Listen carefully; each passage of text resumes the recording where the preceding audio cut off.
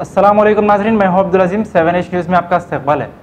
Rangareddy district Shahabad मंडल में doctor BR Ambedkar और बाबू जगजीवन राव के स्टैच्यू का इफ्तिताह अमल में आया। इस मौके पर ex speaker Meena Kumari, ex home minister Sabita Indra Reddy और उत्तम कुमार रेड्डी मौजूद थे। आइए देखते हैं इस मामले पर हमारे नुमाइंदे इम्तियाज़ की ये report.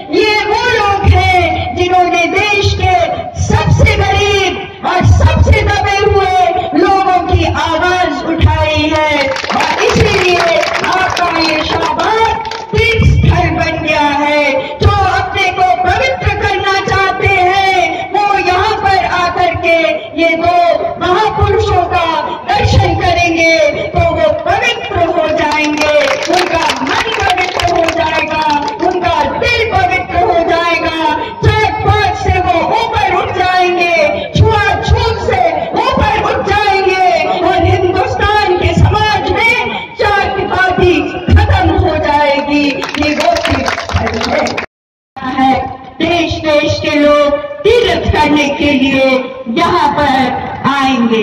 This is a pilgrimage.